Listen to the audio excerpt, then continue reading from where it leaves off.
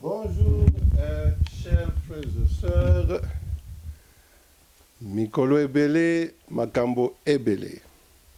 Il y a tellement de choses qui se passent au pays qui interpellent le Congolais à une mobilisation conséquente. Et personne ne sera justifié devant l'histoire de garder silence à un moment si capital et crucial que traverse notre pays. Nous allons parler de la situation de Béni. Vous vous imaginez, chers frères et sœurs, la décision qu'avait prise le président Félix Tshisekedi de faire la guerre à ADF. ADF qui a terrorisé notre pays, à l'Est principalement, pendant des années. Et bien, pendant tout le règne de Kabila. Souvenez-vous, chers frères, que après avoir pris cette décision de faire la guerre à la rébellion, contre la rébellion qui sévit à l'Est, eh bien, il y a eu juste après un accident de l'Antonov. N'oublions pas vite les faits. Jusqu'aujourd'hui, il n'y a pas d'enquêtes qui ont été finalisées sur cet accident d'Antonov. Nous avons vu, après cet accident, des incidents bizarres. Si nous pouvons en citer quelques-uns, parlons d'abord même un peu de ce qui est arrivé avec la nomination des gens à la JCAMIN, avec les Kyungu Akumwaza et tout son groupe-là. Jusqu'à aujourd'hui, ces gens-là, j'ai l'impression, qu'ils ne sont pas entrés en fonction. On a vu sortir maintenant les gens de PPRD et de FCC en train de vraiment démontrer certains débordements avec un Chadali qui sort en public avec un kimono pour dire vraiment qu'ils étaient prêts à faire la guerre pour défendre l'image de leur autorité politique. On a vu comment les gens ont déchiré, n'est-ce pas, les effigies du président Félix Tshisekedi parce que Kabila, n'est-ce pas, on n'avait pas accepté que son effigie soit mise en public à Kinshasa, ce qui est tout à fait normal parce que Kabila n'est plus président de la République. C'est une chose qu'on ne pouvait pas tolérer en son temps, qu'on voie quelqu'un qui prenne cette prééminence publique. Aujourd'hui, FCC veut nous faire boire selon son goût, selon ce qu'ils entendent. Comme il dirait, avant la colonisation, avant Kabila, c'est comme après Kabila. Chers frères et sœurs, nous ne sommes pas d'accord. Moi, je suis avec le mouvement Congo Paradis. Nous avons été un mouvement de conscientisation, un mouvement pour éveiller les Congolais. Et nous avons été actifs pour interpeller les Congolais à l'unité. Nous avons aussi pensé et accepté que cette transition pacifique était bénéfique pour le Congo parce qu'on n'avait pas besoin de faire une guerre, sachant très bien que la plupart du chaos qui a été entretenu chez nous au pays, c'est avec l'implication, n'est-ce pas, des forces étrangères de la communauté internationale.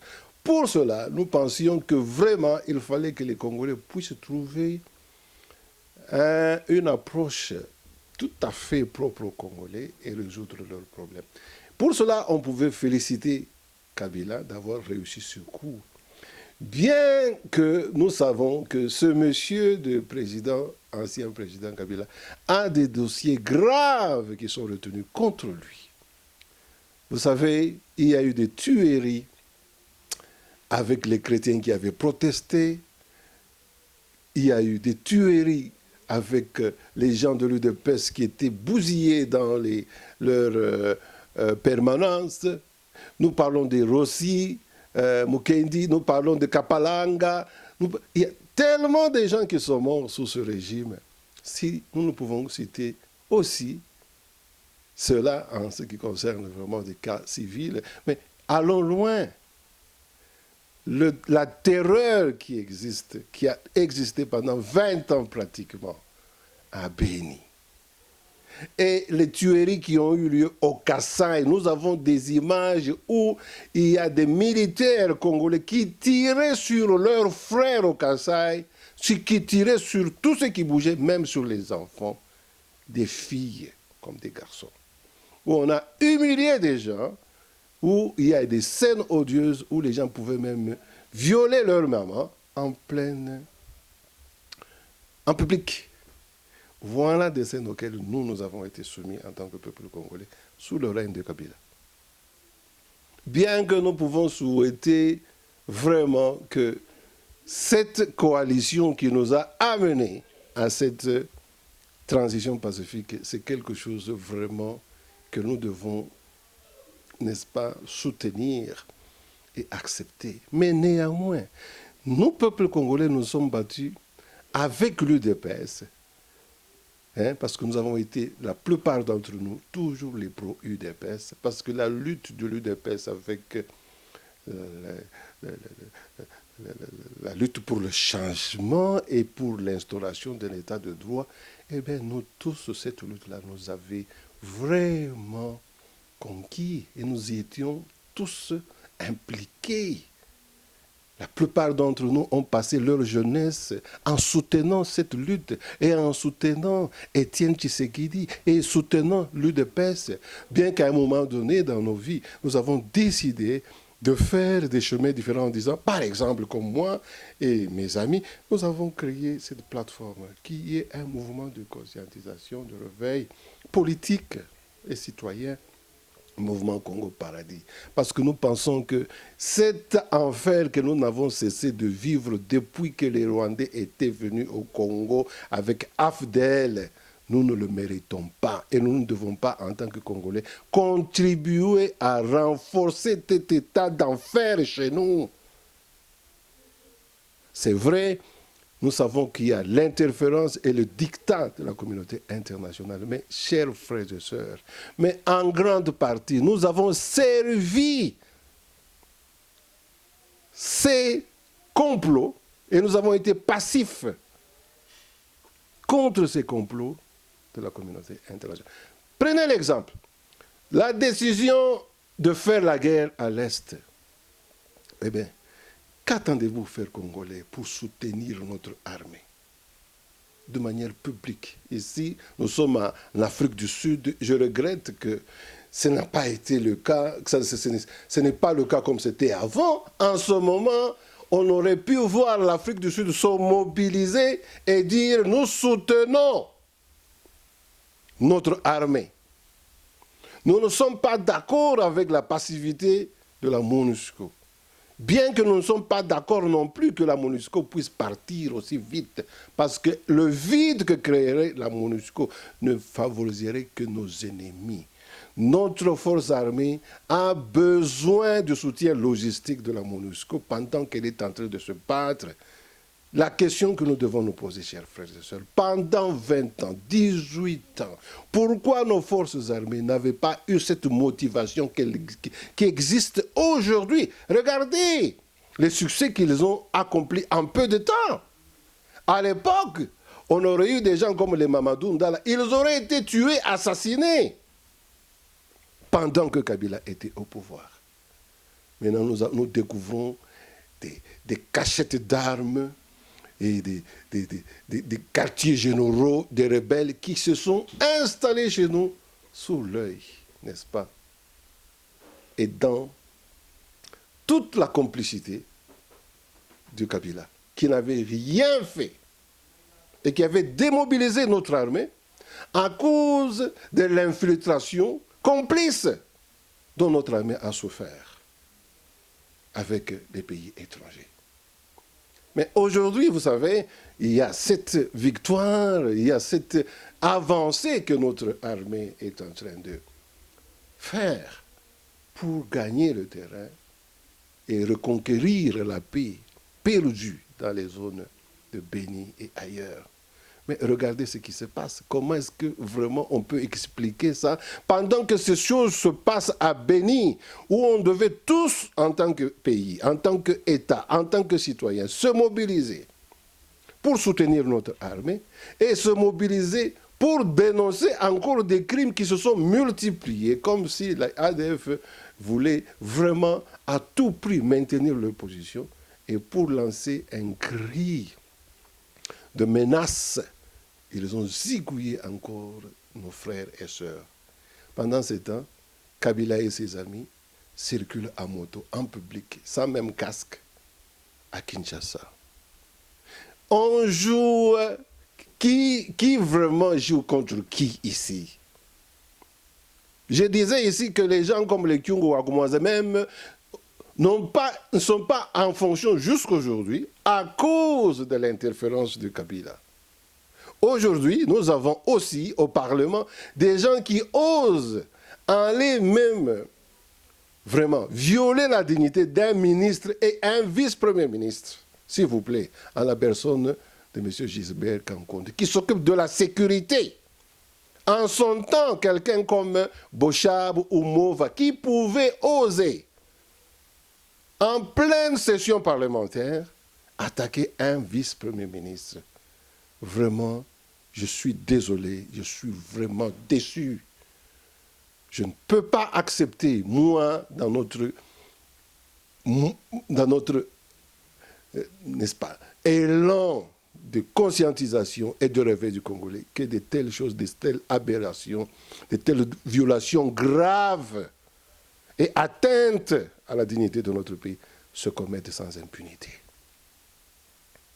Avec impunité. En tout cas, je ne suis pas d'accord et moi je joins mon indignation à celui des autres qui l'ont déjà dit. Eh bien, si l'UDPS, un parti que je soutiens, et la coalition CACH décide de toujours faire, n'est-ce pas, de ménage pour Kabila, mais eh bien, le peuple ne peut pas le faire ainsi. Bien que nous soutenons cette coalition. Mais nous, dans notre organisation Mouvement Congo Paradis, nous avons comme motto la terre, le peuple et Dieu. Quand il s'agit de notre terre, nous n'avons pas besoin de compromis. Et quand il s'agit de la dignité de notre peuple, nous ne pouvons pas compromettre. Et surtout, quand il s'agit, n'est-ce pas, d'un état de droit, qui est l'unique façon de protéger les droits de notre peuple, nous ne pouvons pas compromettre. Que ce soit avec Kabila, que ce soit avec quiconque d'autre. Nous soutenons cette coalition avec FCC, mais nous voulons vraiment mettre en garde FCC.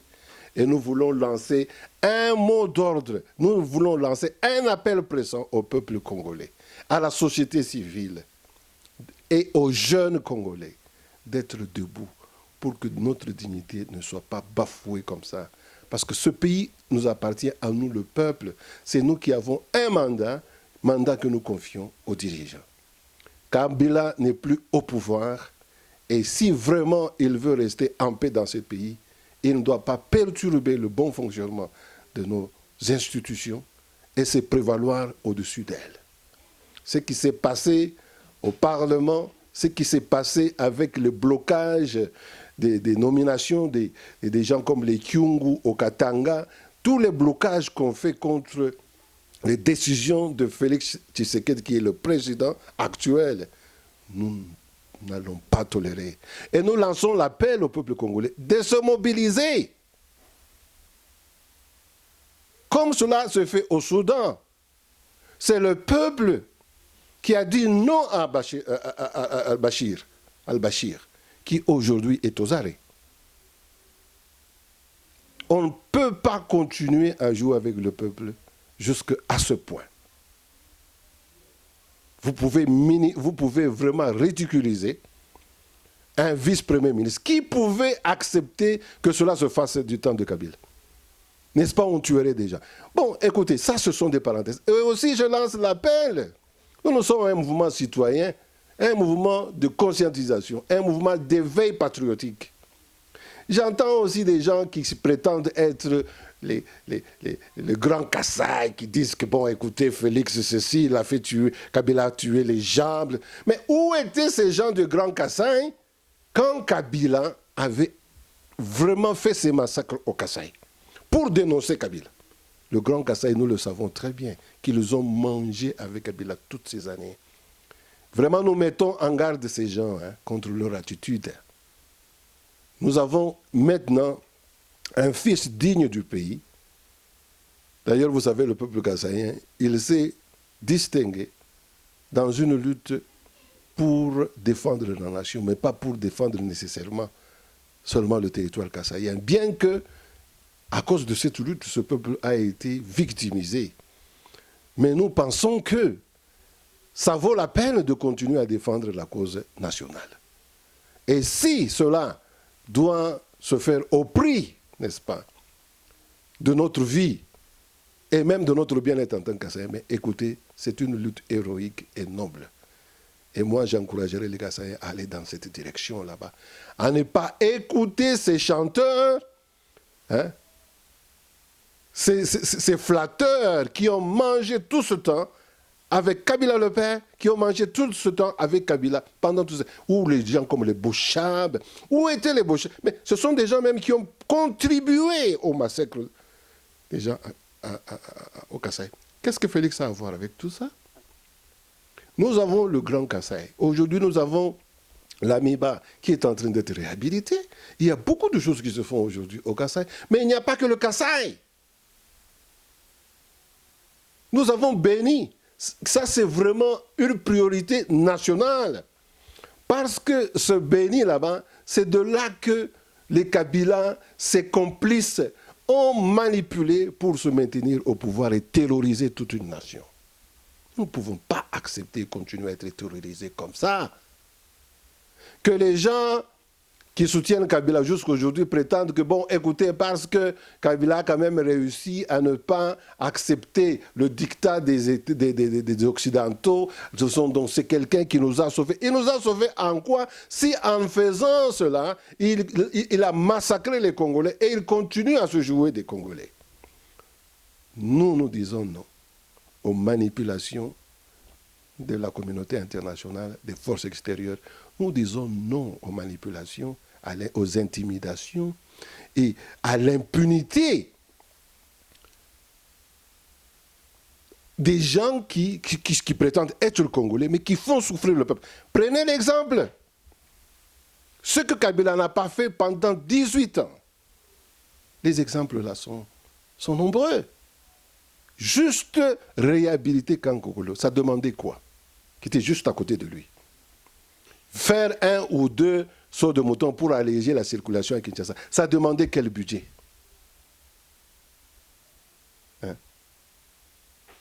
La vie au Congo est devenue un calvaire sous le président Kabila. Donc, frères et sœurs, c'est bien la coalition FCC, cash, mais nous avons des limites. Ce que je regrette, c'est qu'on a l'impression que l'UDPS ou bien le CAS doit plier devant la pression de FCC et le contraire ne peut pas se faire. Ça veut dire que FCC peut continuer à créer des malaises contre Cash et Cash n'en peut rien. Et FCC peut créer des histoires, terroriser encore la population parce que maintenant nous soupçonnons qu'avec ce retour encore de manipulation de Kabila, ce type est en train de mijoter des choses que nous ne connaissons pas. Demain, nous pouvons nous réveiller et être en train de pleurer.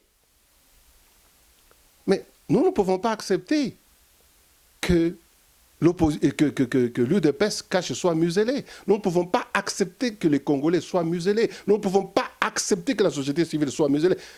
En passant, je félicite la société civile au Nord Kivu. Je félicite vraiment la société civile, les jeunes au Nord Kivu, qui ont montré ce patriotisme vraiment excellent. Bien que nous pouvons pointer le doigt MONUSCO, nous en avons le droit, mais frères et sœurs, faisons attention, il ne faut pas qu'on tombe dans le piège. La MONUSCO n'est pas là pour nous défendre. Nous avons toute une armée qui a été paralysée, bloquée. C'est le moment de réhabiliter notre armée. C'est le moment de soutenir notre armée. C'est le moment de soutenir l'effort du président Tshisekedi dans la réhabilitation de l'armée. Pour que notre armée soit une armée vraiment qui protège nos terres, qui protège le peuple congolais. Ce qui n'a pas été le cas pendant 18 ans ou 20 ans de règne de Kabila. C'est pourquoi nous disons, nous dans la société civile, c'est vrai, nous devons, vous savez, il y a des vidéos qui circulent, comment est-ce que les Africains réagissent contre les déclarations de Macron. Nous ne pouvons pas continuer, nous, Africains, à être dictés par la France ou par les Occidentaux. Nous devons nous prendre en charge au niveau continental. Nous devons nous prendre en charge au niveau de chaque pays africain. Nous, Africains, nous devons nous prendre en charge. Non, bien que nous faisons cette lutte-là, mais ce n'est pas une raison pour justifier la dictature, l'impunité contre les dirigeants qui ont excellé dans les tortures contre leurs propres frères, contre leur propre peuple qu'ils étaient censés protéger. Hélas, ces gens ont été complices et lâches.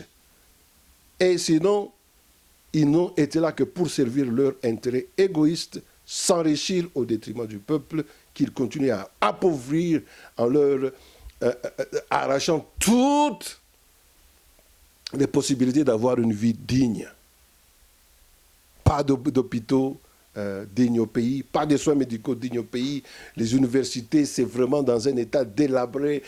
Donc l'éducation par terre, tout par terre.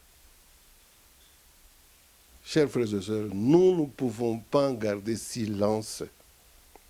Si il y a ménage entre notre parti qui est UDPS, s'il y a ménage entre la coalition, donc l'alliance cache avec la coalition, donc par rapport à la coalition FCC, eh bien, nous, le peuple congolais, nous sommes là vraiment comme